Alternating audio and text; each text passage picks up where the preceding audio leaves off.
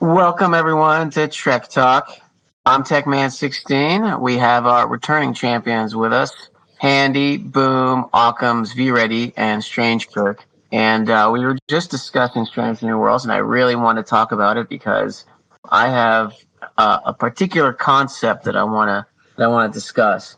But in the meantime, vreddy, you were talking about how you actually enjoy the show, and I've enjoyed it since the first episode. I mean, there's only been 3 episodes out. Very, very much back to the kind of old Star Trek formula of, hey, there's a problem, we need to fix it. Exactly. I mean, I've not seen the 3rd episode yet, but the first 2 episodes, I liked it a lot. It's going back to the old ways of doing how Star Trek worked. Because Discovery was just... Discovery. I haven't watched the last season. I mean, I was that disappointed with the ending of the third. The ending of the 3rd season just... I wanted to just break something, dude. I really want to discuss something. It's kind of unfair. It's only been 3 episodes, but I really want to talk about transporters.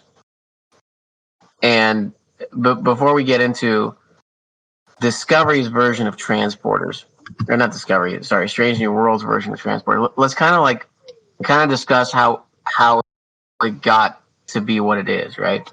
So originally, Gene Roddenberry wanted to land on every single planet, but due to budget concerns, they couldn't afford to have like a shuttlecraft scene every episode, so they came up with this whole transporter thing. Right, you have a pad and it energizes you, and you appear instantaneously from one side, being the ship, to another side, being the planet or wherever you need to be. And that kind of became Star Trek lore. And so Deep Space Nine, TNG, Voyager, they all started expanding on what it can and can't do.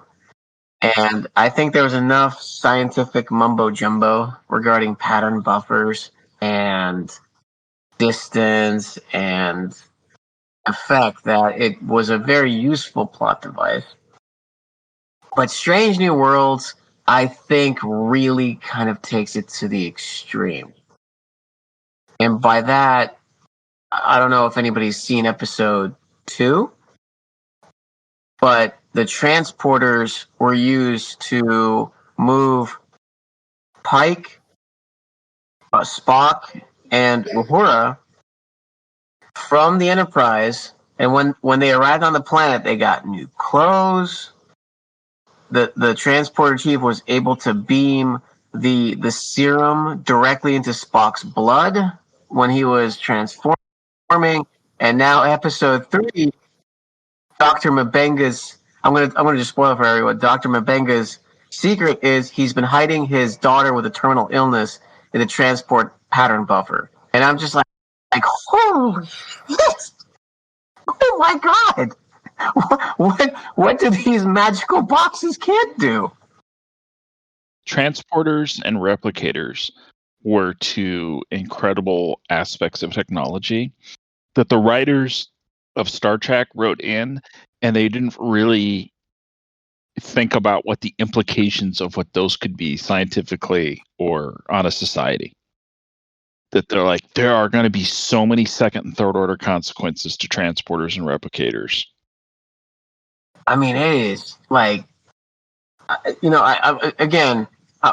like Strange New Worlds, and I was expecting to see more, 1960s era stuff, because that's where we kind of are. I know it's one of those things where it's like, 60 years later, you have better technology, better CGI, better everything. But, if you're trying to stick to time frames, I mean, the amazing things those things can do is just incredible. I was stupefied. I was like, oh my goodness.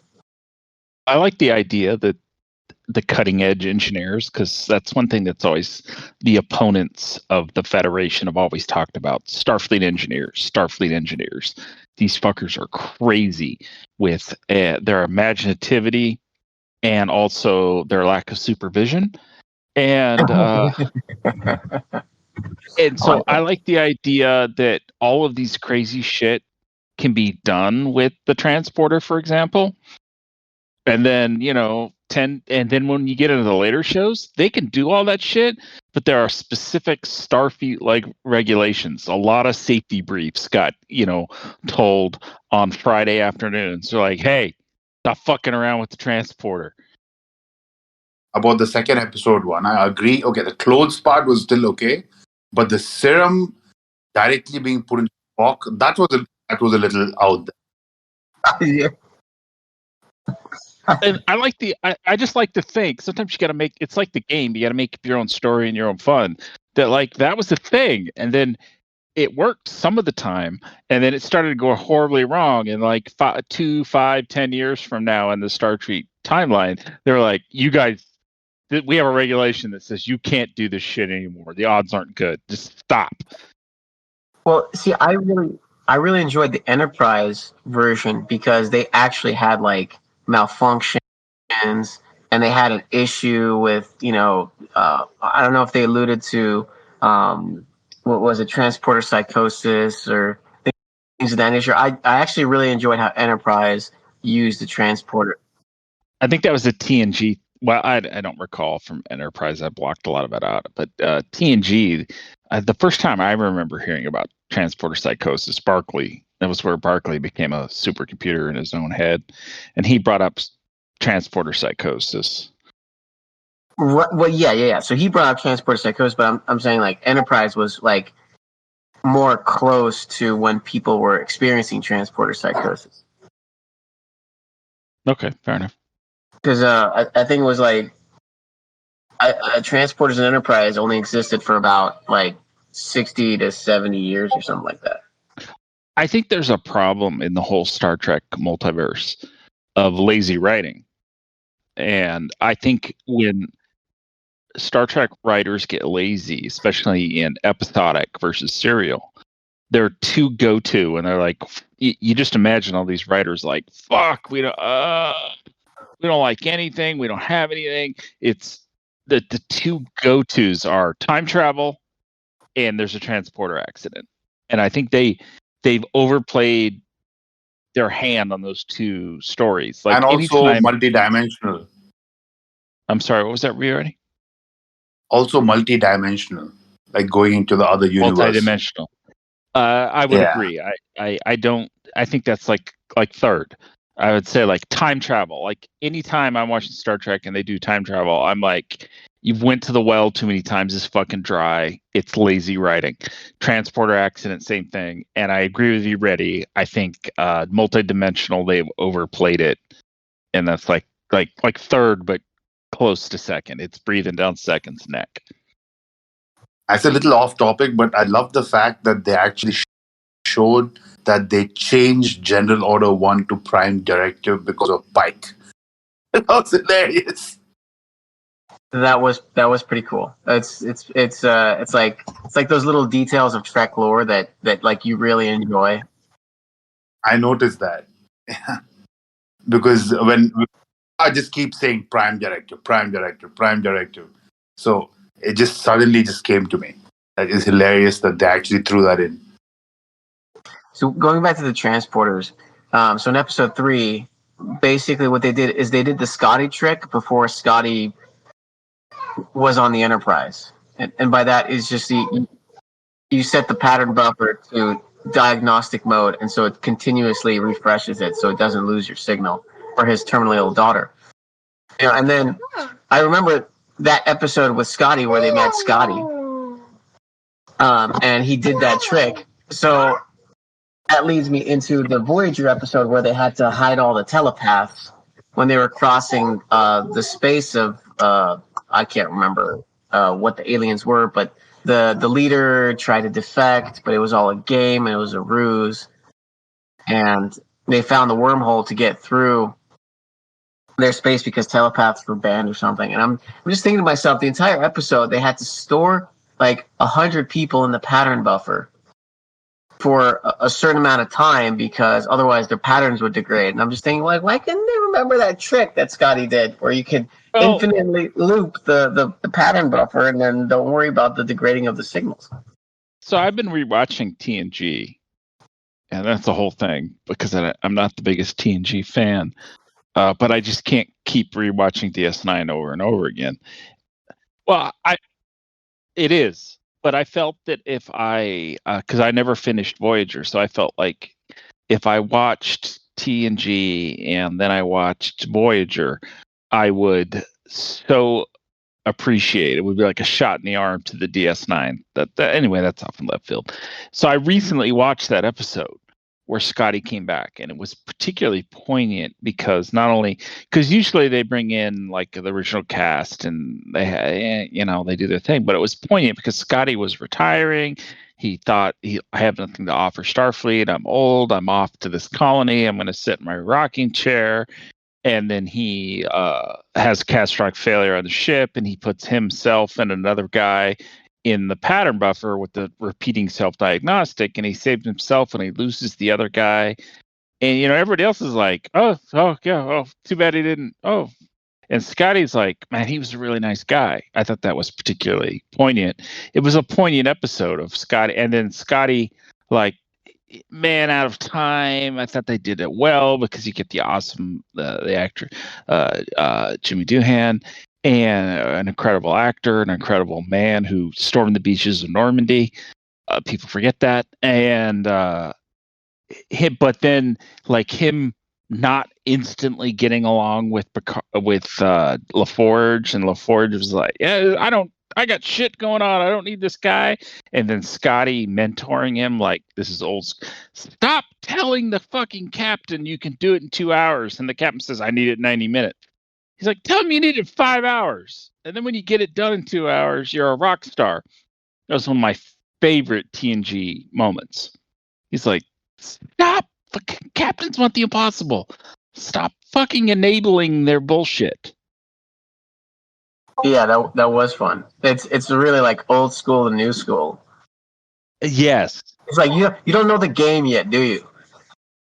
Yeah, and then, there was also some really great, like Scotty was like, "You can't," and Picard and LaForge is getting frustrated, going, "We solved that 30 years ago. That's not even an issue. Stop fucking interrupting me." And so there was actually really good, like Scotty was the Scotty's the best engineer of all time. I like Geordi LaForge, but there'll never be a better engineer than Scotty. But I like that they went out of their way to go, dude, 75 years has gone by. We've solved some of the problems that you had to solve through the seat of your pants. Now we have a regulation about it. Like the computer does that for us without us even thinking about it. Really good episode. That in Lower Decks, when they have the Lower Decks buffer time, so they basically, same thing what Scotty did. They give extra time.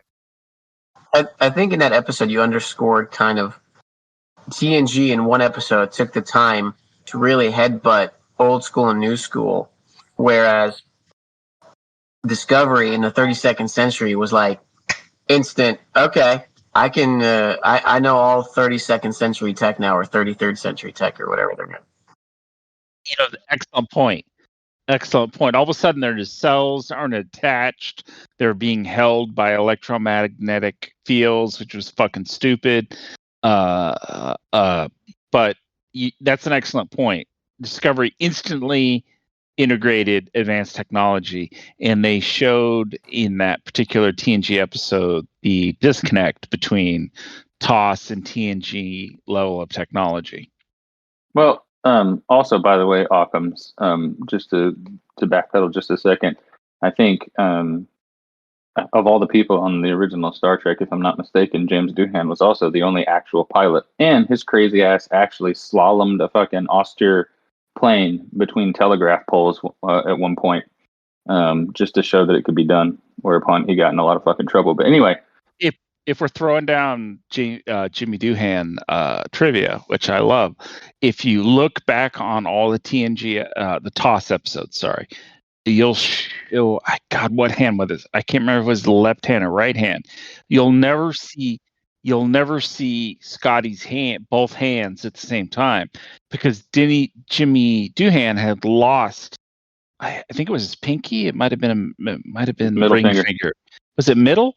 It had been blown off in combat actions in the European theater operations, and he was very self-conscious about it. So he always tried to hide that hand from the camera so people wouldn't see that he was missing part of a finger. Yeah, funny story. Actually, the six times he got shot, they all happened in the same instance, and it was another Canadian that shot him. So he actually lost his middle finger from friendly fire. I didn't know that. Thank you. Wow. Of all the badass shit he did, it was a Canadian sentry that shot him 6 times. It was like 4 in the leg, 1 in the hand, and 1 in the chest. And the one that he got shot in the chest was actually stopped. Probably the reason he's still alive today is because it was stopped by a silver or a metal cigarette case that was given to him by his brother. Interesting. Must have been a ricochet. But the one thing that I do want to say is that well, it was from a Bren. It was from a Bren gun, right? So you're talking about the 303 they fired out of the Bren guns in the infields. Are slightly inferior to a 30-06, but that is a rifle cartridge that I'm familiar with and has a lot of oomph. There's a lot of oomph to it. It is a pretty powerful round. Yeah, it's a pretty powerful round. But if you look at the round compositions between then and now, I mean, now essentially back then bullets were quite a bit softer than they are now, right? Okay, so we also have to remember that. But going to the thing about how they instantly learn new technology, keep in mind, we're also the same people who are okay with watching a police procedural, and in 45 minutes, it goes from a crime being committed to the person being put in prison, when in actuality, that takes, anywhere between 2 to 5 years, depending upon the situation. You have to love those procedures where the crime lab comes back with its reports almost instantaneously. Like a rape kit that comes back in 30 minutes. You're like, I want to live in that world. It's amazing that, I've been to court and lost cases because they physically could not postpone the case any longer because then the results still weren't there. And so you end up losing the case because all your evidence isn't there. So anyway, yeah. So the point I'm making is this, like, I am super critical of Discovery. I think it's fucking garbage. I mean, period. I don't hide that fact. However, ... pause for dramatic effect. I also think that a lot of the things that we say, we're being a bit hypocritical because we'll still watch some of these other shows and movies and we don't cry and whine about those things. But because it's Star Trek and because we're so into it, that's what we're choosing to cry and whine about. You know what I mean? So I think just keep that in mind when you see that. Like, if you were to show an entire season of them learning how new technology works, nobody would want to watch that, to include the fans, right? We wouldn't want to watch that. It'd be boring. So we have to give them that one, in my opinion. You have to give them that out because we can't, we just can't do that. So, I think they did do that in TNG with the Scotty episode when they found him in the transporter role. He got so frustrated. But the dynamic was different. You're talking about the show is essentially revolving around a guest appearance from one of the original crew. So that's exciting for us, no matter which way we cut it. They could have shown them sitting around playing cards, having a conversation. We're just excited to see the interaction between the original cast member and the next generation cast member. We're excited for those to be you have a good point that has like an inbred, injected appeal. But I thought they did a good job of showing him that he wasn't delusional. He realized how 75. He was used to being the shit, the best engineer that ever lived. Well, he never said that. We all knew it. And then he realized he wasn't anymore, and he went and got fucking depressed and drunk and went on the holodeck and recreated the old TOS bridge, and he sat down on it, and Picard finds him, and they get drunk together, which was kind of the idea that someone could get depressed and despondent was something that, like, they didn't show in TNG because they were completely, like, we're super evolved humans. The Federation is beyond all that shit. So I love that they showed that Scotty was like, I'm a man of time. I'm useless now. I'm retired. I am out of Starfleet. Why did I become a captain? Remember too that, we don't need any of that touchy-feely shit in Discovery because it's already like that. I mean, everybody's always hugging. You know what I mean? Like, everybody's hugging and crying and weeping. So that's an excellent point. If you see Burnham in a moment of weakness, you're like, this shit again. And then you see Scotty in a moment of weakness.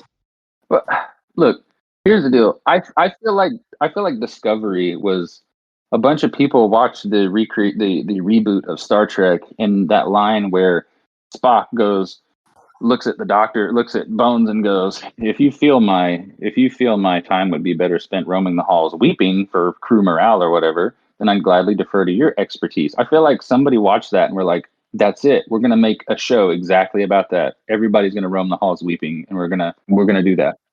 I've always thought that Discovery was a bunch of writers, whether the director, producer, head writer was like, look, we're going to come out with a new Star Trek episode and fuck the old, those people are dying off. The boomers are dying off. Fuck the boomers from TOS.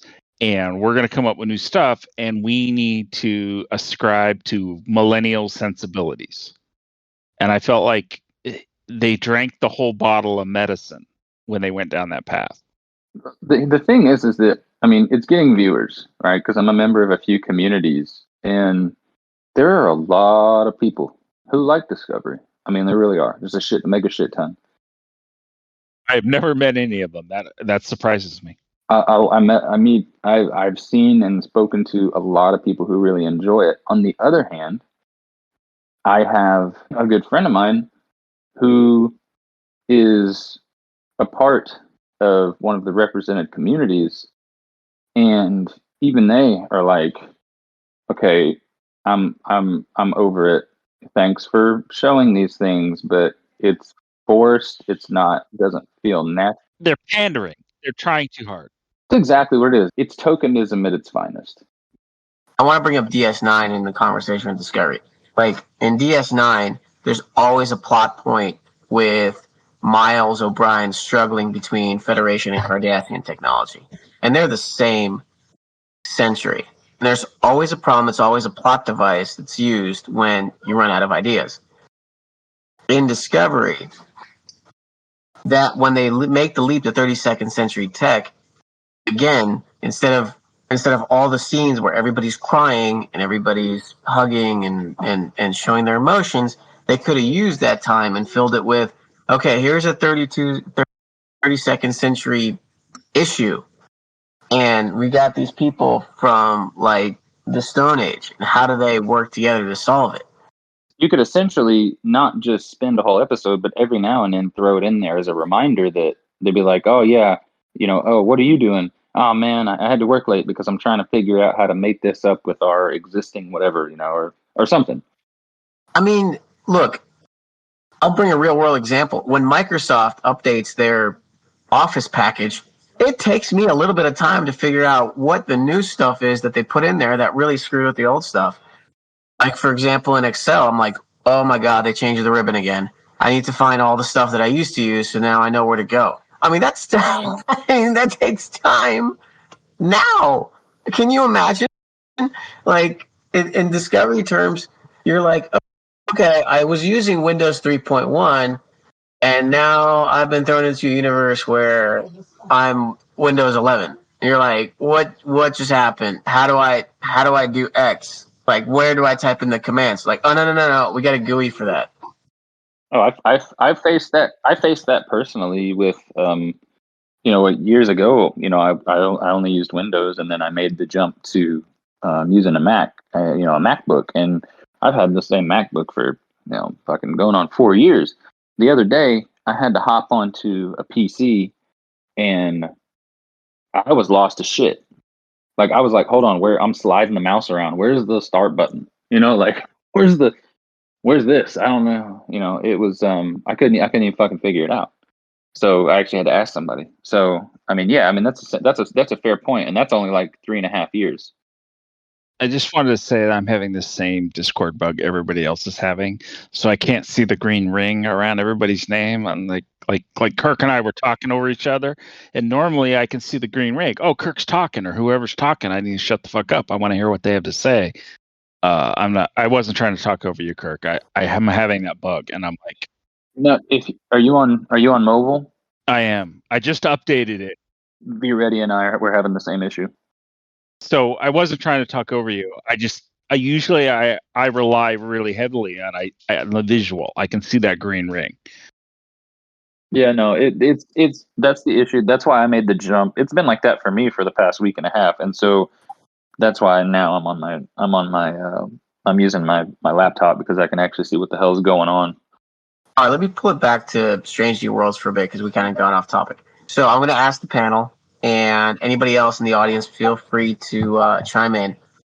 What do you guys think of Pike as a captain as he relates to his predecessor? I've been sick the last week, and I'm really looking forward to seeing Strange New Worlds, and I things that I'm really enthusiastic about watching, I don't like to watch them when I feel bad because, so I haven't seen it. All right, be ready. How about be ready? What do you think? Be ready's like, oh shit, I gotta go to my daughter's birthday party. He's probably sticking and moving because his wife found out he's on Discord. He's hiding his device to keep his wife from knowing that he's on a podcast on his daughter's birthday. She's probably like, "What are those noises?" And he's like, "You're crazy. There's no voices." Do you hear voices? Like, we need to up your dosage. Anybody else here watch Strange New Worlds except for me? Boom. I have not yet. I've been busy. Busy as fuck. Yeah. You got Duke here. Duke's seen everything. Ask Duke. Yeah, I've seen it. I think it's okay, but there's a lot of stuff that they're drawing from different series and putting it in there like it's brand new, like Scotty's transporter pattern idea that Dr. Mbenga is now using and things like that. I just think is a little bit off. He must have turned the phone sideways, cut out his audio. He's probably trying to shove it up his ass to get it closer to his vocal cords. Not that we're judging. But no, it seems okay, but I think some of the characters, like they have a descendant of Khan on the ship. Now they have a descendant or an ancestor of Kirk on the ship. It's like, how many more people are going to be on the ship are ancestors to somebody from the original series? It's not an ancestor. It's Kirk's older brother. Predecessor. I believe is the word. Correct. Yeah. Well, I mean, we do know that Kirk is coming for season 2. Oh, interesting. Yeah, there was an article where they had already hired the actor to play Kirk. There was a big article about it I was reading. Did they say who it was? Somebody that you probably never heard of, nor I. That goes without saying. Yeah, probably never heard of him. But yeah, I didn't know who the hell it was. And they were like, "Oh, we discovered who the new Kirk is." And I was like, "Oh, check this out. Let's see who they got."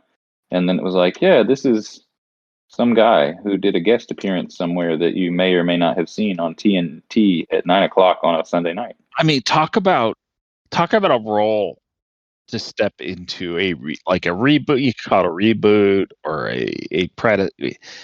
You're going to be so judged playing like Kirk or Spock, like any of the TOS crew, especially Kirk. I'd be like, man, I hope you are an arrogant motherfucker that thinks you can bring the noise, because you're going to take tremendous amounts of nerd rage. Well, I think it's gonna make or break whoever it is. So I looked the guy up. His name is Paul Wesley. What he's known for is he's known for being one of the one of the vampires in the Vampire Diaries. Oh shit! We're fucked. Jesus. I mean, everybody needs to eat. He took the work that he could take, but fuck. He's gonna get a lot of shut up Wesleys.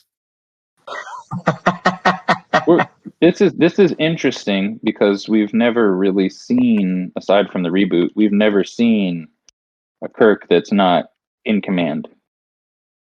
So, it's, I don't know. I don't want to judge it before I see it, obviously, but it's hopefully this person did their homework.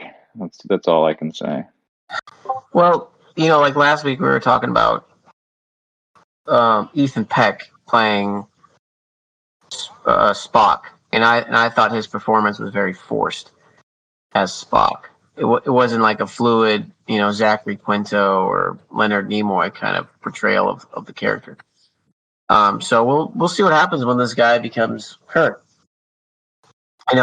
Chris Pine was very different from William Shatner. I mean, nobody can really Shatnerize Shatner more than Shatner. But Chris Pine had like a really irreverent quality to him. Chris Pine did an amazing Kirk, in my opinion. I liked Chris Pine's portrayal. I don't take any issue with it, but the whole like, I'm a cadet, and all of a sudden we're going to throw a bunch of cadets on a ship because we don't know people, and then not even graduated yet, and you're like, and you're a captain of a massive starship. In Discovery, all the people that were at high rank had absolutely zero command presence, and then they brought Pike in as temporary captain, and I felt like the actor, I don't know, what is his name, Anson something or other. Anson Mount. He had the ability to act with command presence. So that's one of the reasons I was looking forward to Stranger Worlds was I liked Pike. I'm like, this guy is believable to me as a command officer. He has command presence. So yes, he does have command presence, but he's also like the approachable commander. And I felt that he was in Discovery as well. Yeah, so like there are times where he's just sitting in the chair and he's like, hit it. And then they were talking about something and he tells number one, he's just like, close the mouth. He's like, I love this job. Kind of deal. There was a leadership lesson that I learned from some Navy pukes that I cross-trained with. And they talked about the relationship of the captain and the XO. It's like good cop, bad cop. One of them can be a hard ass. And it doesn't matter which one is the hard ass, but they can't both be the hard ass and they both can't be the knife guy. They have to contrast for the good of the crew. And this Navy puke laid it out for me, and it was he was eloquent. I'm like, interesting, because it was outside of my frame of reference, and I was like, that's interesting. So I like that Pike in Discovery was like he had command presence. When it was time to make a decision, he would make a fucking decision, but he was approachable, And so I feel like Pike needs a hard fucking nosed big baller XO to offset him. I don't know if that's truly been explored yet in Strange New World. Who's the XO in Strange Worlds? Well, she's Rebecca Romaine, but she's number one. She's the Majel Roddenberry role. Is it the same actress? Because she was a hard ass. Yes. In Discovery. Same, but now she's an Allurian. Do you feel like that they messed around with the character, the way she was portrayed in Discovery? Well, we only saw her for like 30 seconds in Discovery. Oh, we saw her like 2 or 3 times, but she was like a hard, fucking super efficient go-getter. I think in Discovery she mirrored more Majel Barrett's character in the cage, but in Strange New Worlds they're not really doing that. Interesting. But again, there's only been 3 episodes, so there's not enough of material to really assess that. Because I felt that and you're right, the limited time that we saw number one in Discovery, I felt that like she was the most perfect XO to complement Pike's command style. So I would hope that they would portray her in the same way in Strange New Worlds. Oh, she's Illyrian, not Elorian. I'm like, Elorian? She's lived for thousands of years? No, she's Illyrian. What? Yeah, I got the two mixed up. The one from Discovery that Burnham's boyfriend was. She was a perfect character in Discovery. Why did they have to fuck around with it? Goddamn producers and writers. She was like a real military officer in Discovery. Wait, come back to that. What do you mean Burnham's boyfriend? Which one?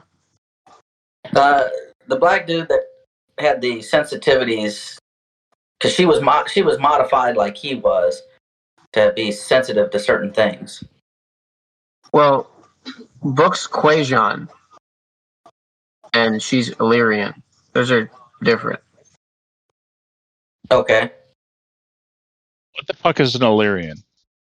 I think it's just a new race invented for the Russian car.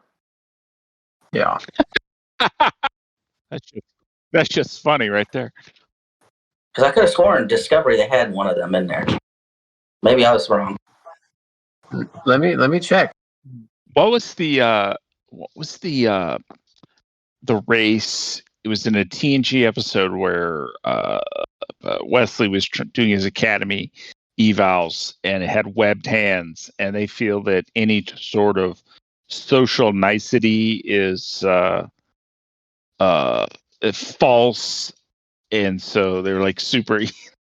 I want to be one of those dudes. The web geek guys. It's like you have web hands, and you feel that any sort of social nicety is disingenuous. I'm like, oh. Okay, so I've found it. An Illyrian, they were originally introduced in Enterprise. The male Illyrian, we all know him. He used to play Damar. His ship was the one rated by Enterprise for their plasma injectors, so that they could repair their stuff and fly back to stop the weapon from being launched. I think I vaguely remember that episode. That was like a moral quandary episode where, like, if we take these people's shit, we can save Earth and the multiverse. Correct. And so they were like, "Oh, this is for the greater good." Yeah, and then what they would do is they would strand them, and it would take them 3 years to get back to their home planet. Like, most people forget Enterprise had those kind of episodes. I mean, that was really good moral quandary. Like, do you really screw people to save more people? Like, the needs of the many outweigh the needs of the few. Like, that was really encapsulated in that episode. For me, the greatest part of Enterprise was like season two or season 3, where they came back to Earth and they were like, "Look, you're so far over your heads. You have this idea of what Starfleet is, and we don't even know what Starfleet is. We got one fucking ship. We're gonna put some special for operations guys on your ship." And they put the Makos on the ship. That was my favorite part of Enterprise. Was they were like, "Look, you're so far over your heads, and you have this idealistic bullshit making you make bad decisions. We're just going to go ahead and put some special operations guys on your ship, and they're going to take care of business." Yeah, that was season 3. No, season 3 and season 4 really where Enterprise came into its own, and I think season 4 is probably the best season of Star Trek overall. I mean, I think I've said that way too many times. The first 2 seasons of Enterprise, it was kind of hard to see the Enterprise getting the shit kicked out of it by everybody because they had greater technology. It kind of got old. They tried to make it very, like, we don't know what we're doing. You know, we're doing the exploration thing. Well, I always felt it. Like at the beginning of Enterprise, like the Vulcans are like, "You're not ready. You're going to cause so many problems. You're so far over your head. You just shut the fuck up, sit down, and learn some more shit for 100 years." And I've always felt like at the end of Enterprise, Archer should have came back and gone, "If I learned anything in my 5 seasons of adventures, the Vulcans were right.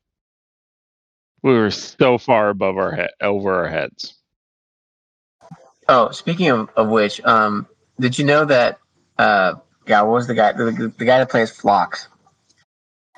What was his name? John Billingsley. He was contacted by the guys that run Star Trek right now, and they were asking him to audition for a part in, either I think it was Strange New Worlds or maybe an upcoming show or something. And the guy John Billingsley, and I don't doubt him. He was like, he told his agent to tell those people and say, can you let him know I was on Star Trek? He's like, I'm not going to audition for a 2-bit part when I already played Phlox. Get out of here.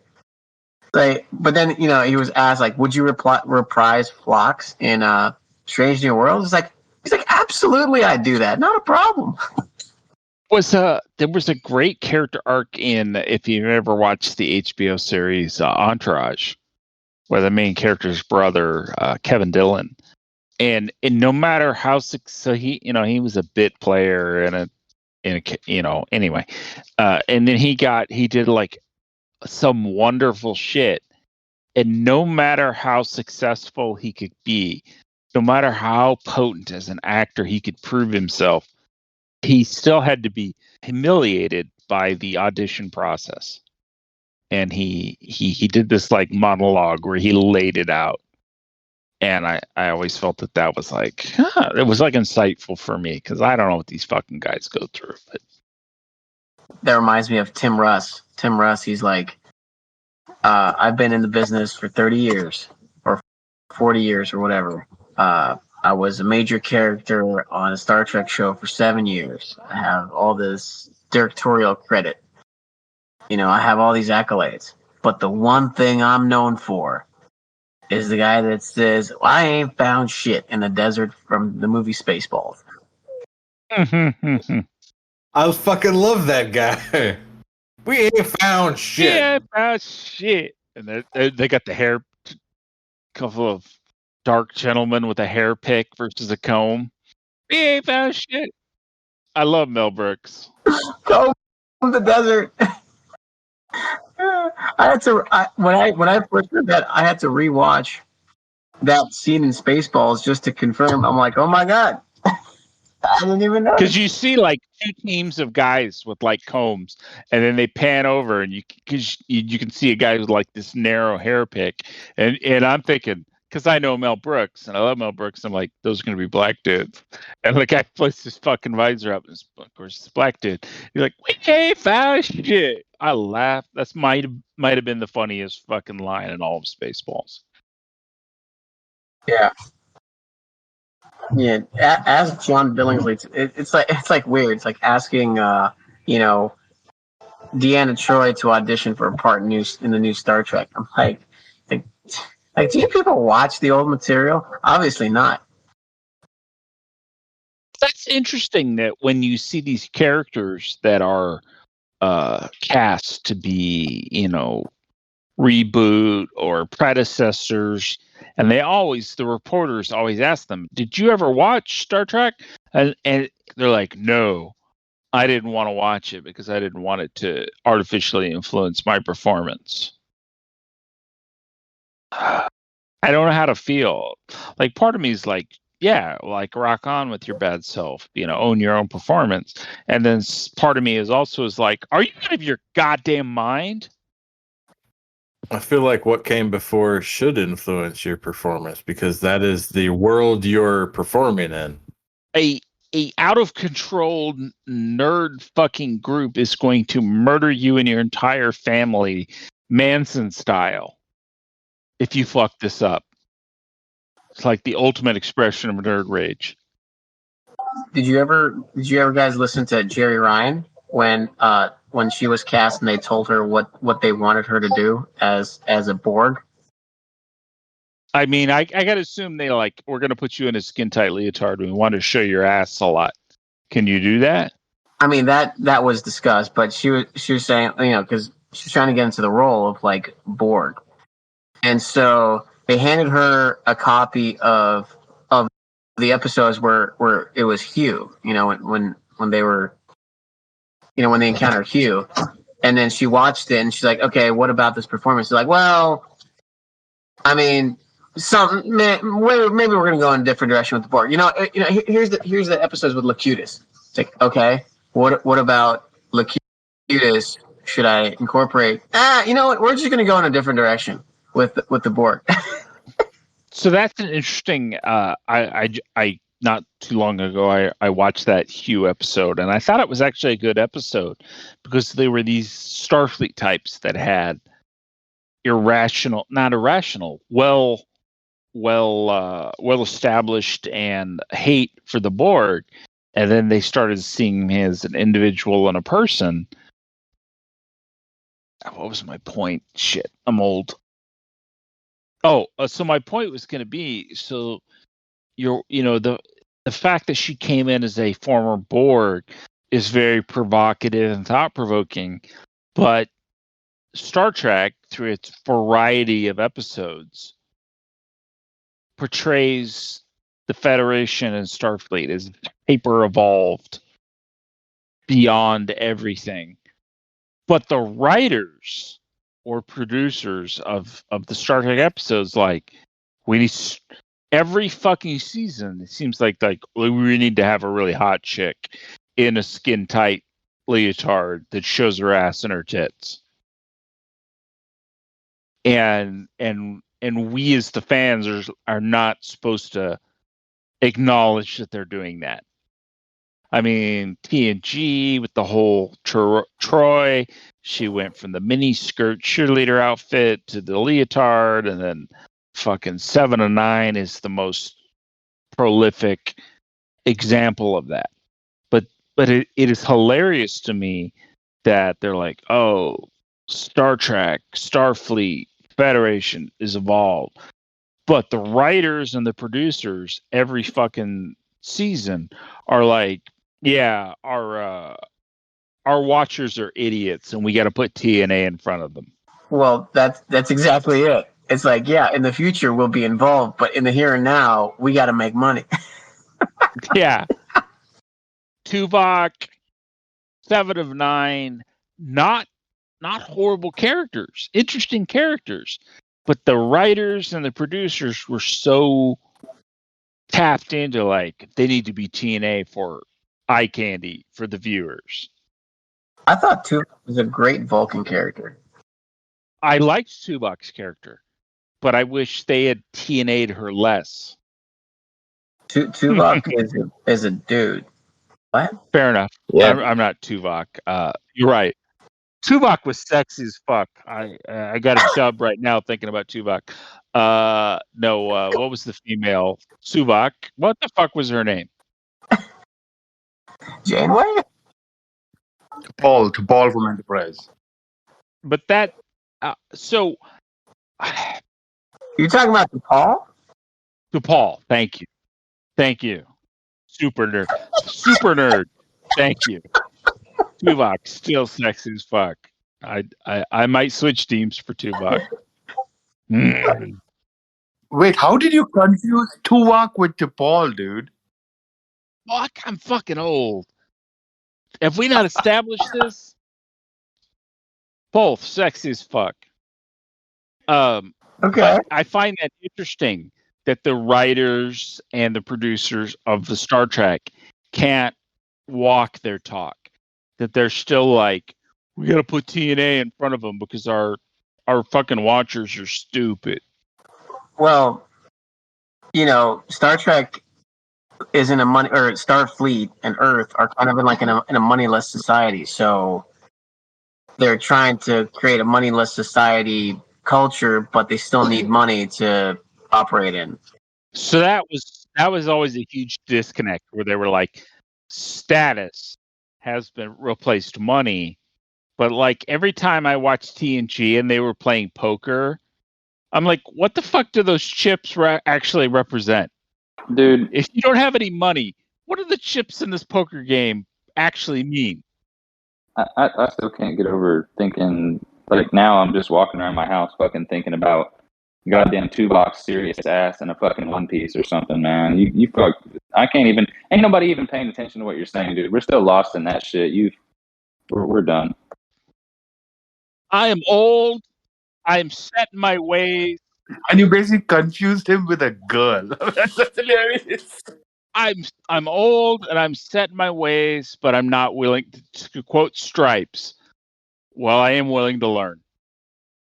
I think Occam's was just recently watching Tuvok going through Ponfar. That's probably why he's. Might have been. No, I think Occam's is secretly gay. I was actually going to say it, and this, ladies and gentlemen, is how Occam's decides to come out to us. I would. If I was, I would. I mean, could you imagine like the aggressive, angry gay dude I could be? Like walking into a gay club, like, I'm gay as fuck. Who wants to fucking go? Wait, what is he saying? I'm confused. I'm just uncomfortable now. Okay. So can I Just relax and let it happen. can I tell it? No, you can't. No, you can't tell anything. Go away.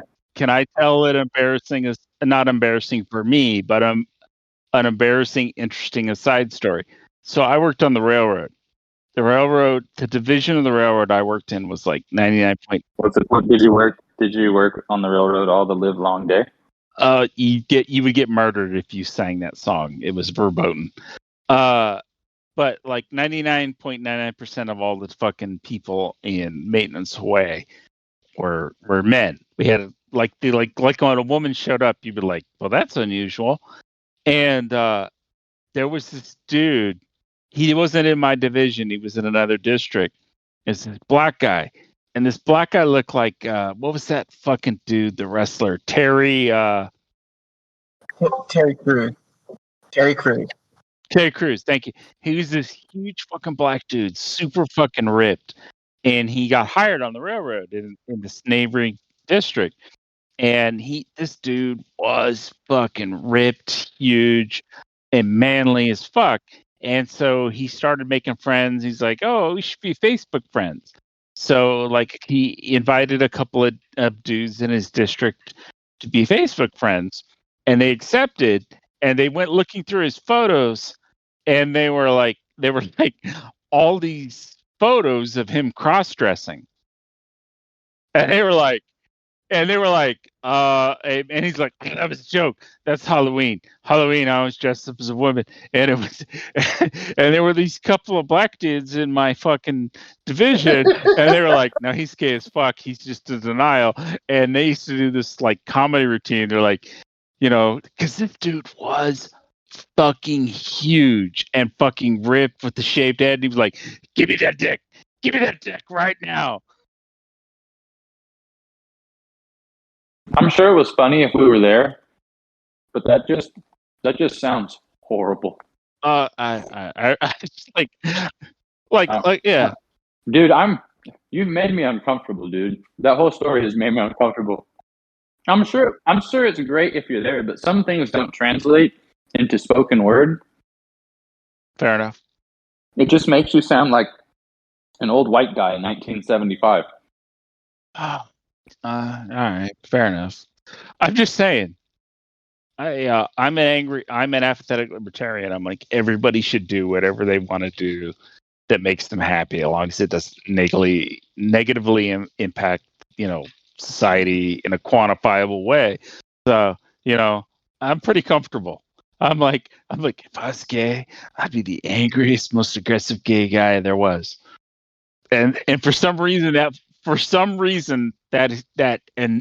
is just hilarious to me. I'm like, if I was gay, man. I mean, you like Tuvok. That story was like watching the scene where Terry Crews sings that song to Marlon Wayans dressed as a white dude. I had an after party with Phoenix, and he was like, I was like, dude. And we had this conversation, and he was like, yeah, I'm not getting that vibe off you, but that's hilarious. All right, now that everyone's uncomfortable, what else do we have to talk about? My work here is done. I mean, this is the man who confused T'Pol for Tuvok, so are you really surprised? That's where it started, and it just kind of went downhill from there. Both sexy as fuck. Does that make you uncomfortable? No, T'Pol looks good. Tuvok, on the other hand, looks better. So imagine if they put Tuvok into Paul's outfits. That was what everyone was visualizing as you were speaking. Yeah, we were like, what are you talking about? The rest of you will think about it. I'll fucking say it because 50 plus episodes have proved I don't give a fuck. You must have an enormous Schwanzstücke. Can we have a hate only episode where all we do is hate? So here's a topic. We are fast approaching 100 episodes, and we're fast approaching, I think, 2 years in June. Gary needs a voice modulator so he can come in here. What are we going to do? That's the question, right? So that's A Gary the Hate Camel memorial or celebration. That works too. Is Gary still around? If we could convince Gary to hide his or her voice, I think we could get Gary in this motherfucker. I don't think so. I think whoever it was gave up on it. As the progenitor of Gary, I'm going to search for Discord voice modulators where I can just be Gary. Well, my thing is, has Gary the Hate Camel even commented recently? I don't think so. Wasn't it Inco started the Gary? Because 99.99% of the stuff I say on this podcast is retarded and I said the R word. Stupid. Gary the Hate Camel came out of the etherverse of my imagination, and that'll always be my greatest contribution. I think I was there on that episode. It was you, Inco, and a few of us, and we just randomly made that up. And as I went down the rabbit hole of explaining Gary and how Gary worked, all you motherfuckers were just dead silent. And I'd stop talking, and I'd be like, "Oh, I'm monopolizing the conversation." And then I'd be quiet for a while. Basically, beat himself up too much. And you guys just all stayed quiet. So I continue with my Gary multiverse. You just let me go. How old are you, dude? Can I ask? 50. You're not that old. You're acting like you're 80. Well, I got some health issues. I got one foot in the grave and the other a banana peel. Sounds like a personal problem. Exactly. We were watching some fucking show. I think it might have been. They're like it's like an old dude, and they're like, I still feel like I'm 18 inside. I'm looking at my wife, and my wife was like, I still feel 18, and I'm like, really? Because I feel like I'm 1,000. You're only as old as you feel. I feel 1,000. That's fine. On that subject, I have some chick get mad at me because I had taken my son to one of the parks. Oh, no good will come of that. I let him play outside, and some of the other parents there, I know, personally. So, we kind of planned it. We met up and everything. There's some other lady there that nobody knew, or at least I don't know if they knew or not.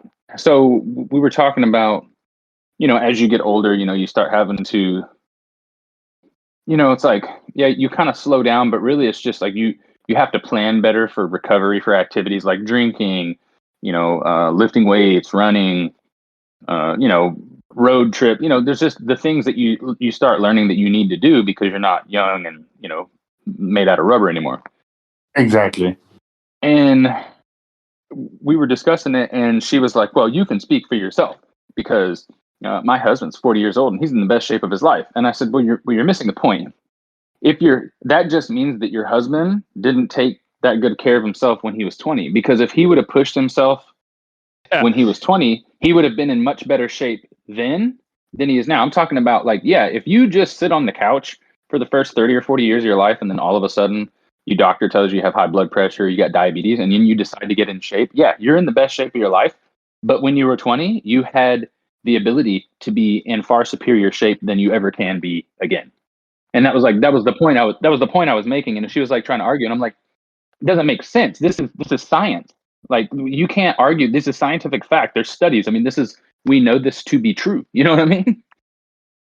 my rebuttal would also have been, if your husband had been jumping out of airplanes with 200 plus pounds of mission critical gear, he would now not be in the best fucking shape of his life in his 50s. Also, stupid people will argue with you that the Earth is flat. So, I mean, don't expect too much from trying to have a logical conversation with someone in a park. Dude, I remember when I was in college. Okay, this was a long time ago. I think 20 years ago, 15 years ago, and I was taking a train from Baltimore to New York because I studied in Hopkins, and there was this really hot chick. So I went and sat next to her, and I was trying to hit on her, and then we started talking about India. She's like, "Oh, you guys still go around in elephants and horses, and I heard you don't have any cars." This is the type of thing some people in America actually have no exposure to the world. It's hilarious. I was so put off, wasn't even attracted to her anymore. If she's hot enough, you're like, yes, I ride an elephant every day. How hot was she? She was hot, but if she was that fucking hot, vreddy, you should have fucking went at her. But I was just insulted, dude. Yeah, but at the same time, there's people from other parts of the world who think that, all Americans are millionaires because that's what they were taught. So, I mean, it cuts both ways.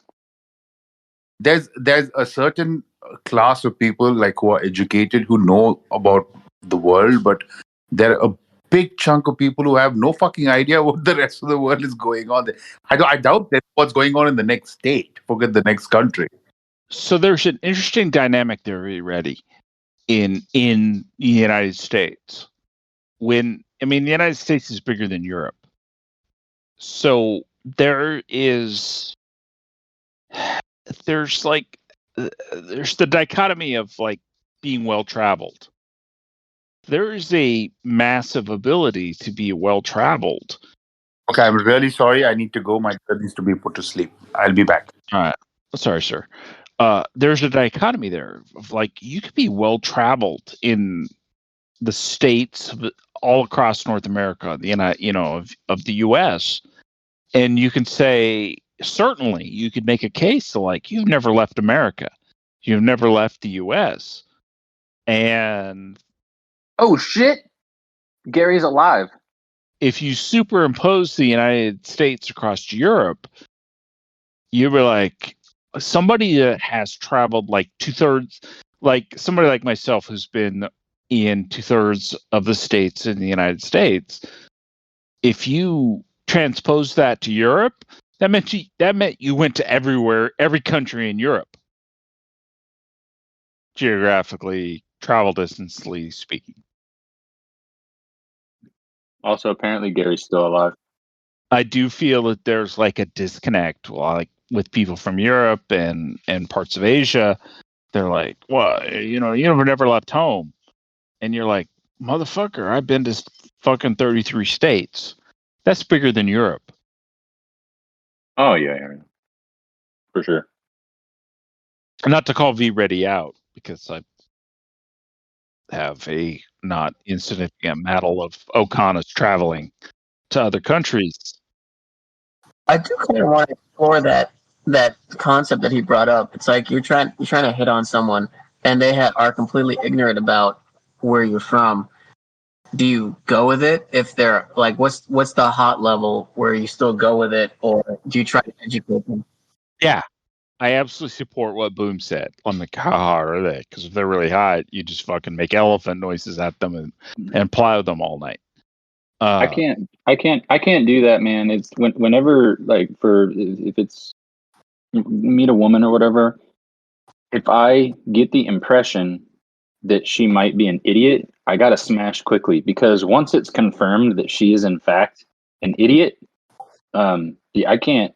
I'm with vreddy. I've lost interest. I just can't do it. I think there's a bell curve on that has to do with your age. If you maybe at 20, the same you, but at 20 years old, I'll speak for myself, but you're at 20 years old, I'm much more forgiving of like, okay, you're a fucking moron, but I still want to fuck you. Whereas at 50, I'm like, nah, I'm good. No, I've always been that way though. Okay, fair enough.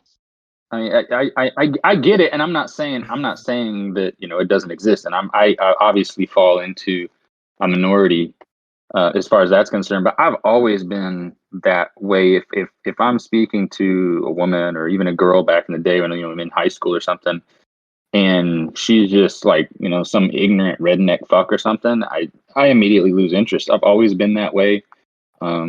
Not 100% sure why. I think maybe because growing up, intelligence was looked upon favorably, and like furthering your own knowledge on your own time was always a priority in my house.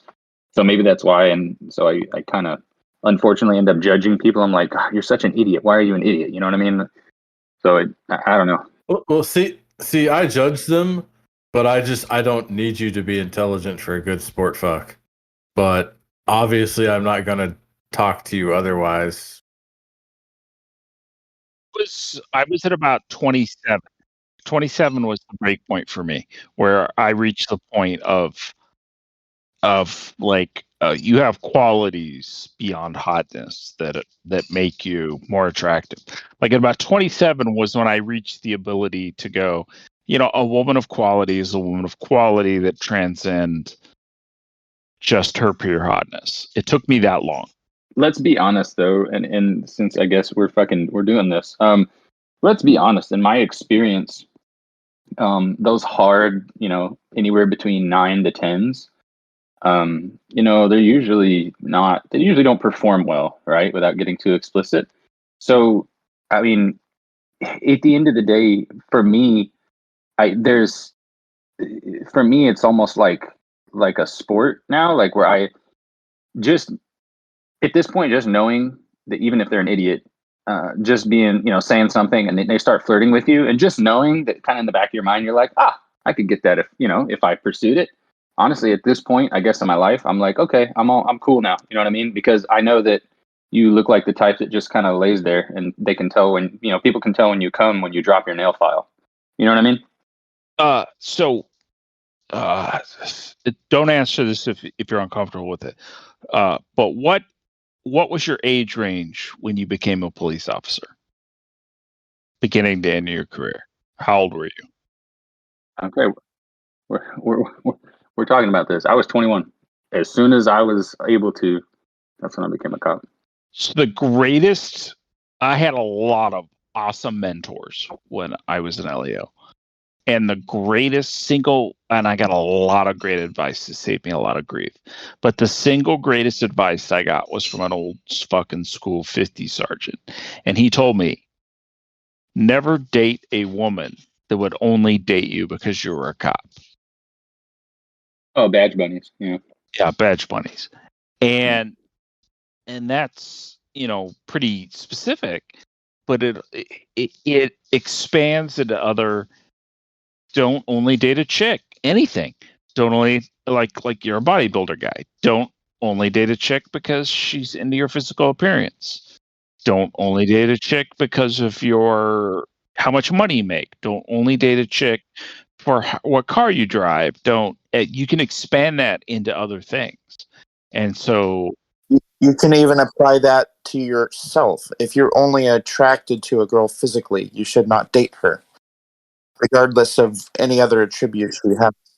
Well, yeah, and of course, it cuts both ways. I mean, we're not trying to be one sided here. I mean, if you're a female, don't only date a guy because he doesn't stop looking at your boobs, or because he likes your butt, or because whatever the case may be. You got a rich dad, or whatever it is. Obviously, yeah. If she doesn't have other qualities, that's an excellent point, Andy. If she doesn't have other extenuating qualities. Yeah, and I mean, there's the people out there. I mean, there's somebody for everybody, right? Like, there's people out there whose idea of a deep intellectual discussion is discussing the latest episode of the Cardassians or Jersey Shore. I guess I'm showing my age on that one, but there's somebody out there for everyone. But like, for example, if we go out on a date and we start talking about what we do. And I'm like, yeah, I enjoy doing this and this, that, and the other. Let's roll this back. Where are we going, Kirk? Just follow me, and I'm going to land the plane. Okay. All right. All right. So if you are, God damn it, now I lost my train of thought, you son of a bitch. So now, if I go out and I'm discussing things and people are like, oh, what do you like to do? And I'm like, oh, I enjoy reading some books. For me, there's certain things that I guess I've developed over the years that I pick up on. If the follow-up question is like, oh, what kind of books are you into? If that's not the follow-up question, that's when like, okay, we're already going down the wrong path here. You see what I'm saying?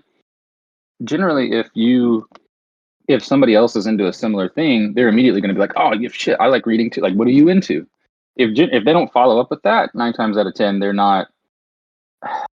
It's a generalized statement. It does not always true, but they're probably not like a very cerebral person. You know what I mean? You at that point, you should realize they're trying to tell you what they think you want to hear. Yeah. Versus, hey, get to know me. This kind of shit I'm into. Welcome to Trek Talk, and during this episode, we're going to be talking about dating advice. I'll just what does any of this? I don't believe that we've talked about STFC at any point in this fucking podcast. What does any of this have to do with fucking? Listen, goddammit. All right, so this is actually a good point to segue into and actually discuss this, because we kind of just like went off the fucking rails. I want input. So for y'all listening, if you haven't already gone into Trek Talk chat something, we are looking. I know I brought it up once. I'm going to bring it up again. So shut the fuck up. We're looking and discussing maybe sort of splitting the show into 2. So still doing an STFC episode where we talk about the game and stuff like that. But let's face it, most of us are kind of sick of hearing about that shit. But that's our bread and butter. That's how we got started. And then maybe another recorded segment where the subject can sort of just be whatever we feel like it, or whatever the interest is that week. We can talk about Star Trek shows, or we can talk about fucking the war in Ukraine. I mean, whatever it is, right? So, because this is obviously where we get the most engagement. Listen, everybody was just kind of going on a little bit here and there. A couple people were talking, but now nobody can shut the fuck up because we're talking about, dicks and pussies, right? So obviously this is where we get the most engagement. So we want your opinion. We want your ideas. Whatever you think. If it's far-fetched, throw it at us. We'll let you know if we think it's stupid. Do you think that you have enough material? I'm going to play devil's advocate. Do you think you have enough material for 2 shows? Absolutely, because what we're going to do is what we would do is cut down the STFC one to a much shorter segment. We're not just going to drone on for 2 hours like we normally do. We're going to cut that one down, and once people start kind of like trying, you can tell when people are trying to figure out shit to talk about just to talk, we're going to go, all right, guys, have a nice day, and we're going to end that shit.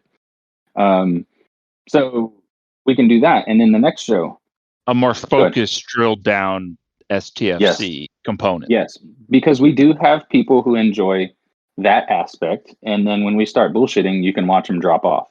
And then we have other people who kind of understand that we do that in the beginning, and then we kind of go into other shit, and they show up later on in the show, because that's what they're here for. So if we can break it up, people don't have to sit painfully through one segment or another because they're not interested in it, because we do have people here that aren't just here to talk about STFC. They're here because we, just like if you have a community, like the best thing I can talk about, and don't worry, Handy, I'm not going to talk about working out, but like my gym buddies, right? We have other things that we do. We have video games. We talk about different shit.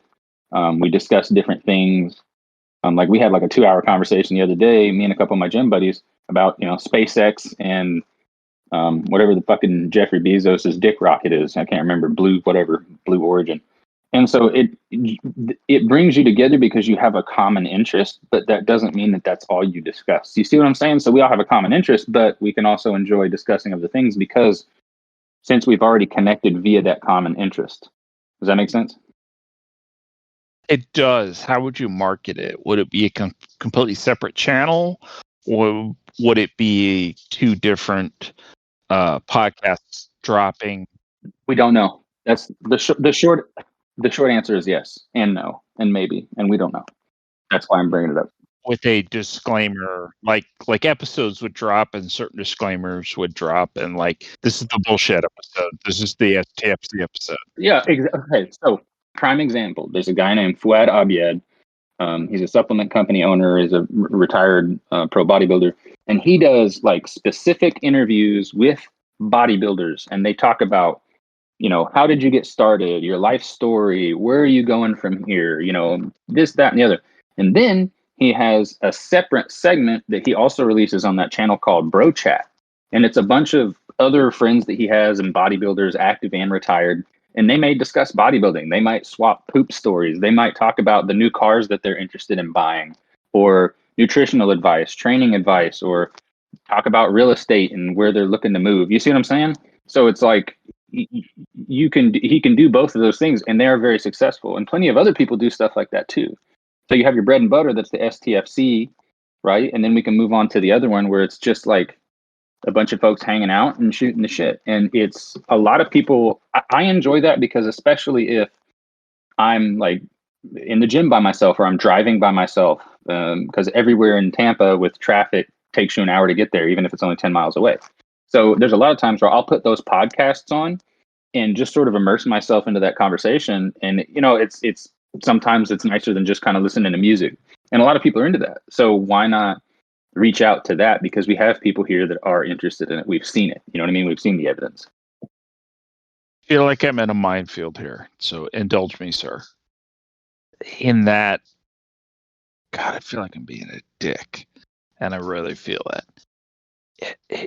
It is the motivation behind that being that you enjoy podcasting, but you don't enjoy the STFC anymore? No, the motivation behind that is, it's actually multifaceted, right? Number one, look down in the audience. We have 12 people in the audience. Half the people in the audience are really good contributors and people who really engage and stuff like that. So shout out to all of you down there. These are people that are pretty much always going to show up, and they're very loyal. They're really great people. We really enjoy their company. We enjoy having them. Where's everybody else? Where's the other people that we've had, consistently come in? They're not here. Why are they not here? Because they're not interested. At one point, like I was discussing before we even started, we had on average somewhere between 25 to 40 people, depending upon the Sunday, in the audience. That's not including the people that were on stage. Sometimes we had 5, 6, 7, 8, 9 people on stage. So for such a smaller channel, that's pretty commendable. I think for anybody to be able to accomplish that, let alone some people who started this shit from scratch. When Tech and I started this shit, we did it for fun. We enjoy it. We invited Handy on because Handy brings something really awesome to the table, so we wanted Handy. So it's the motivation. Go ahead. But we didn't invite Handy on. He just started showing up, and we're like, okay, I guess. No, we did. No, we absolutely no. Okay, no. Hold on. That's how you picked up me. I'm like gum on the bottom of your shoe. You're like, where did this fucking guy come from? Hold on. No, because so what happened is Handy came on because we actually invited Handy, and then what happened is we liked Handy's contribution and his personality in the show, so we started having Handy on pretty regular. And then one day I couldn't show up, and I said, Handy, can you stand in for me, because I'm not going to be able to come to the show? And he did. He did a fantastic job, and we were like, fuck it, it's a trio now. Like, Handy does a great job. He's officially part of the team, and we brought him on luckily pretty early on, and he helped kind of form a lot of what makes the show what it is today, right? So, but the fact is like we really enjoy it, and also, of course, shout out to Boom. Boom's a part of the team, but Boom's like quiet all the time. So, but we really enjoy podcasting. We really enjoy doing this. We enjoy interacting with people. There's not a single person that's ever been up here that I absolutely hate. There isn't. There's people I disagree with and things like that, but we really enjoy it. However, one of the rewards that we get isn't like money or material things. It's the fact that we're gaining new listeners. It's like, cool, man, we're doing something right. It gives us more material. It gives us more of an opportunity. And so when I see people dropping off, people joined for a reason. People came and listened for a reason. That reason is either just null and void. They're not into it anymore, or we've gotten away from something. And I'm pretty sure it's the former. I don't think it's the latter. I mean, we haven't really changed what we do. I mean, we still do the same shit we've been doing. Now, we don't really do many interview episodes anymore, but you know, even then we started getting more audience when we started doing more of the panel, the forum that we do now. So I really want to try to bring some of those people back and start giving them an option where, man, I don't have to sit through 45 minutes of STFC bullshit about some war on some server I don't care about. I can just go listen to this particular segment where they're bullshitting, or the people that are like, I don't really care about them droning on about nothing. I'd rather listen to STFC. They now have an option. Yeah, I think that's, I don't know. I personally think that's the way to go as well. And I would just interject. The one thing that we can correlate as well, though, is that a lot of the people started coming to just check it out and see what it is, in part because we went through and blasted a whole bunch of servers with details on, okay, here's where we're at, here's when the shows are, and let people show up. And some of them may have stopped just because some of them may have not thought we didn't talk STFC enough. Others may have just thought with that lately we rambled on too long, like who the fuck knows. But if we split them, then I feel like it's a better chance to target a little bit of both sides. So kind of like a recorded trash talk being the alternate. Yeah, kind of. The problem is with the reason why, and I've actually reached out and spoken to some of the people. Some people like trash talk because some people aren't comfortable being recorded. Some people aren't comfortable with it, and I'm never going to knowingly record someone without their knowledge. And also, in many places, that's also illegal. But that's a different topic altogether. We're not even going to discuss that. But that segment is for people to hang out, bullshit, talk about whatever you want. And I still would like to keep that. It's unrecorded. There's no time involved. There's really great conversations that we have.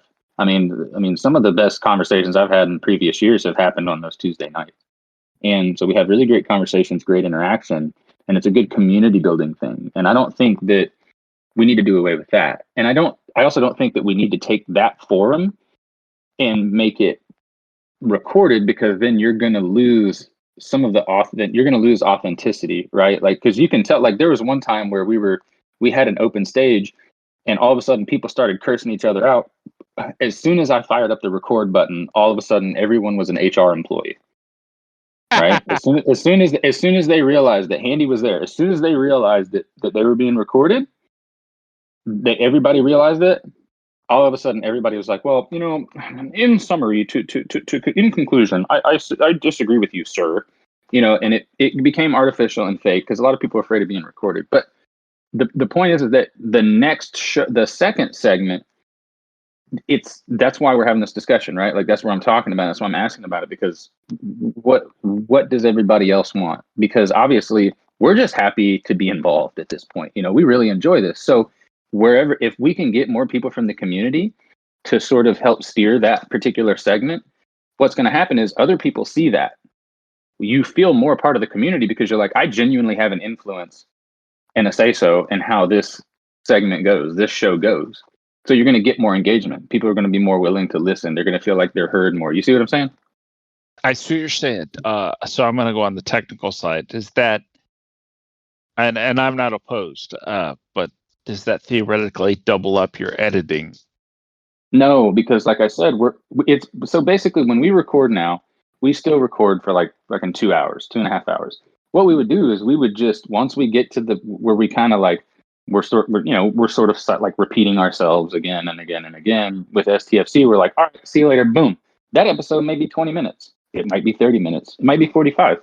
If there's good conversation happening and there's good topics being covered, well, then we'll go ahead and keep it in. But if we get to the point where it's just bullshit, we're just going to end it there. And then the next episode, I think we're pretty entertaining. We can talk about some stuff, and if the conversation's going well, you see what I'm saying? You're essentially just taking the same thing and just splitting it up into two different segments where people have the option of going, okay, I'm going to go with the second segment because I don't give a shit about hearing about the game, or I don't really care about Strange Kirk and Handy and the other company not shutting the fuck up, so I just want to listen to stuff about STFC. And it gives people the option instead of having to go, well, I don't know if I want to listen to a whole one. I think we are. My one personal, well, it's not entirely, but the one concern there is, it's for the STFC stuff. I could definitely see episodes being anywhere from just like 20 to 45-ish minutes. Like, we usually don't have a whole ton of stuff to talk about unless something crazy happens or whatever. And then if that happens, cool. A new arc maybe.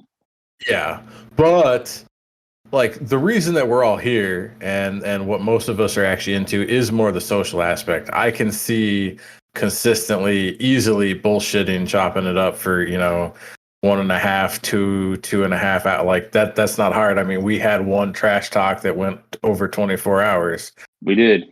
Like it's so chopping it up is easy, and it'd be very easy to actually still end up increasing the workload, because that second segment could still end up being 2 hours easily every week.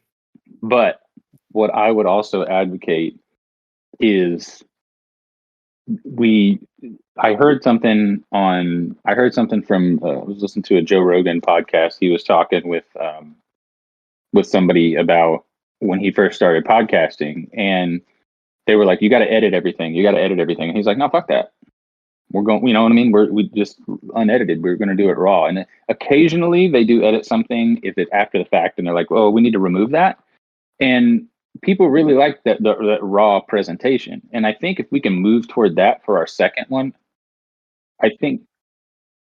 Boom. Here's what I think we should do. If you were to participate in the episodes, for example, or if you're not available, one of us is assigned to take quick notes. Like, hey, here's something you might need to edit, and just write down the timestamp. And that could make it really, really a lot faster. Like, just skip over all this, and here's where you need to start listening. There's a bunch of crosstalk here. Something that needs to be addressed, we just take note of it. And maybe that could be something maybe Madam Stargazer could do. Like, she's our moderator. I think she would be really good at that. She has attention to detail.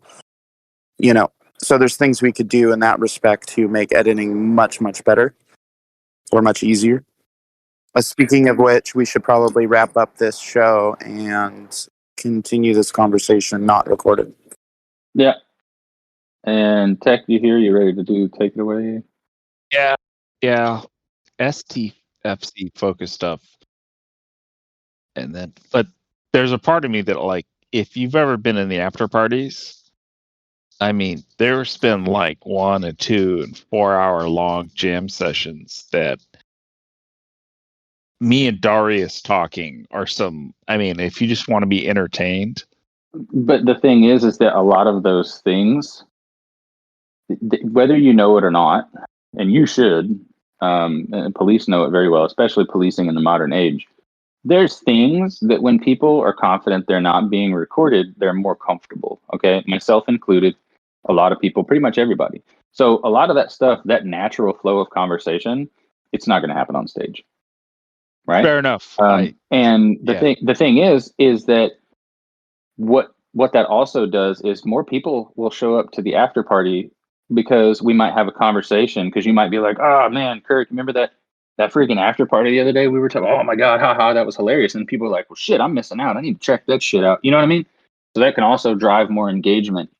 We will see lots of people that will never come up on stage, but then we have the after party and they come out of the woodwork and they're chatty.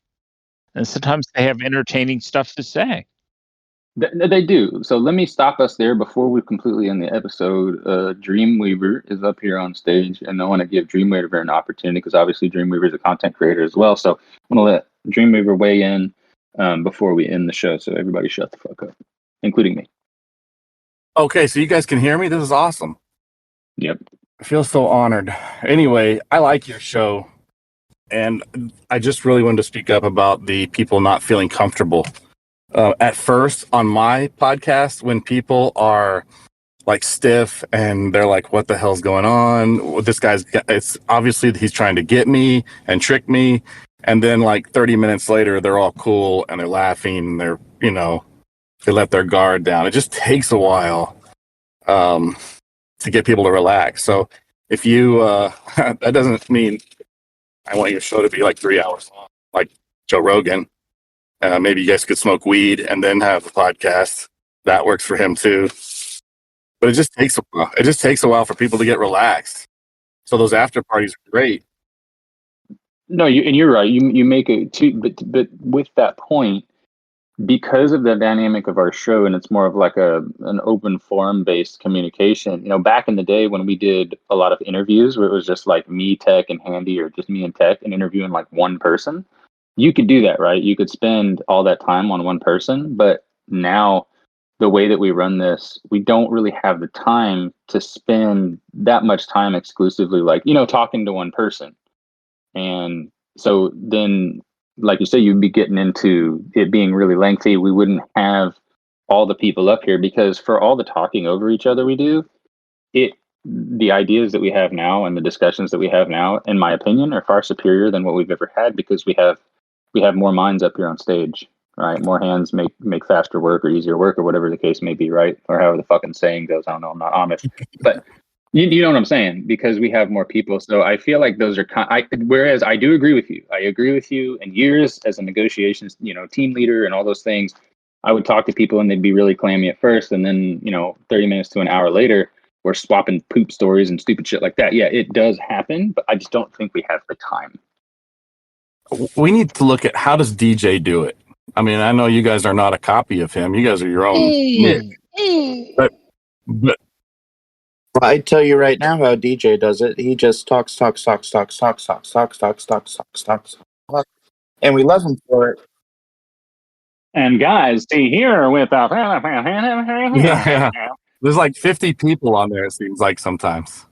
Like a DJ model of like, I'm going to talk 98% of the time, and the occasional time I call on you, I expect you to fully agree with me. Yeah. I'm not praising his content. Don't get me wrong. He's got his own thing, and it's the DJ's ultimate DJ show. But I wonder if we could grab something from that as how does it work with multiple people? Because I've been on that show before, and 3-4 people talking at once, and yeah, he's the center, but you guys are the center. With DJ's show, one of the things that DJ's has, and I think to your point about taking something away, you got to learn from people that came before you or people that are doing better than you. I mean, look at the guy. I mean, this guy's got 12, 13, 14,000 people on his server. His live shows are always 200, 300, 400 people deep. One of the things that he has is community engagement. It's not just do a show and then go away. There's conversations that are happening, and there's a lot of people are jumping in and having voice chats that aren't recorded. You see what I'm saying? There's a lot more engagement, which then drives a larger audience. If I feel like I'm more a part of something, I'm going to want to participate in it more. Whereas if I just feel like I'm some, auxiliary member, I'm just going to come in, check it out, and then go home. And it's just like, it's kind of like any community. Like when I'm trying to get more clients, I like for them to feel the part of the process. I'll train with them. I'll do, exercise with them. I'll engage them. They feel like they're more a part of the process. They feel better about it.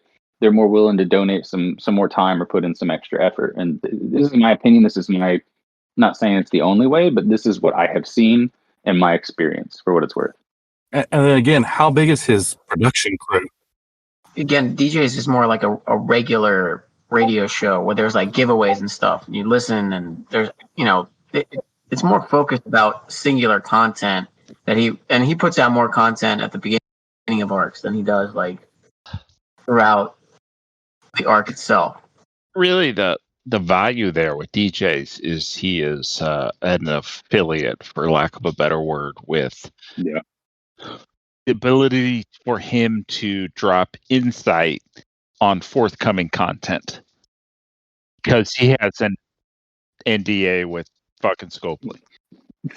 I think of his as more of a strategy guide, and we're more of a philosophical approach where we're discussing the ideas and we're talking about people's being upset and things like that. Like I'm just saying, and I do enjoy DJs. Shout out to DJs. DJs does listen to this show. So we definitely appreciate him. We appreciate the fact that he helps promote our content as well. Again, I don't want anybody to misconstrue that we're talking trash or putting them down. It's just he goes about it in a different way. But he's like the strategy guide, and we're like the fanboys and girls, right? Where we're talking about well, this and that and the other, and we're hypothesizing about what's going on. You listen to his show, you're not really going to hear any open criticisms of Scopely. You're not going to hear any open criticism. So hang on, Kirk. What I was trying to get to earlier, but I didn't get a chance to finish, is the reason DJs is successful in the way that he is because his show is very structured and focused. And the way he maintains that control is by staying focused himself and staying on topic. And that's his shtick. That's his thing. It is information. It is helping the players. And he gets a ton of listeners because of that, because it's very informational instead of just entertainment. It can be entertainment, and it absolutely is, but it's also informational. So many people use his show as a means to stay up to date on how they should be playing this game. And that's an important distinction. And as somebody who pushes the boundaries on stuff, that's me. When I go on a show, I try to destroy the place. I have been on DJ's show, and I've gotten PMs saying like, "Hey, scale that back," or "Hey, I love what you're doing. Let's not go there." We're like the ADHD people's podcast. You know, we have a general. It's like when you look at like a plotting graph, and it's upward, and you say, okay, well, that's a trend. You have a trend. It's not really a straight line. It's just kind of you're generally going in a direction. That's us. And then sometimes we just fall off and we go backwards, and then sometimes we just throw the graph away. And that's what we have. And some people enjoy that. I enjoy that. I mean, honestly, any show that was structured or focused, I'd never be invited back a second time. That's why I like listening to people like Joe Rogan, because sometimes they'll be talking about something and all of a sudden he's like, "Oh my God, did you see that video of the gorilla fucking a coconut? Jamie, bring that up." And they just go off the rails somewhere. Well, I'm a big fan of Joe Rogan. And I like Joe Rogan makes people comfortable and he's accepting to new ideas. But when Joe Rogan hears bullshit coming out of a guest's mouth, he'll call them on their bullshit. I agree with you. On that note, we've been dragging ass. So luckily, DreamWeaver would definitely appreciate your input. And that's definitely something that's going to be discussed, some of the things that you said. But let's go ahead and end it here, and then we can jump into the after party where we can all talk over one another. Well, I'll talk to you guys later. I got to deliver some food to my wife. All right, man. What content does DreamWeaver do? I'm not familiar with his work. Podcast about your mom. DreamWeaver you use to create websites. Yeah, I sold that company, and we're good. DreamWeaver used to be Scarporin level 50. I used to do parodies of every content creator except you guys yet. I'm working on you guys very soon, so that may help boost you a little bit. We're low hanging fruit, dude. We're low hanging fruit. How do you parody a parody? Your podcast is effectively our podcast from a year ago. Yeah, I just talked to people on the server, and I have 10 set questions that I ask. That's the only weird. I have a little structure, and then I let them go off a little bit. What I mean is that's how we started. We started by interviewing people on our server, especially the more radical elements of our server. That's how we started, and then it evolved into more of a forum style. That's what I'm saying. DreamWeaver, your podcast was where our podcast was like a year and a half, 2 years ago. And it's funny because I've transitioned from making fun of people 100% of the time to this, or being stupid with my cat backwards and yelling "bro" all the time, which I can't do anymore. I can't do that. I can't do that shit anymore. It's just too much. I started popping my collar in real life, so I had to stop. It's time to end this, and then we'll talk more. Okay, let's go. I'll talk to you guys later. Alrighty. Have a good one, everyone. Thank you for listening. We'll see you guys next time.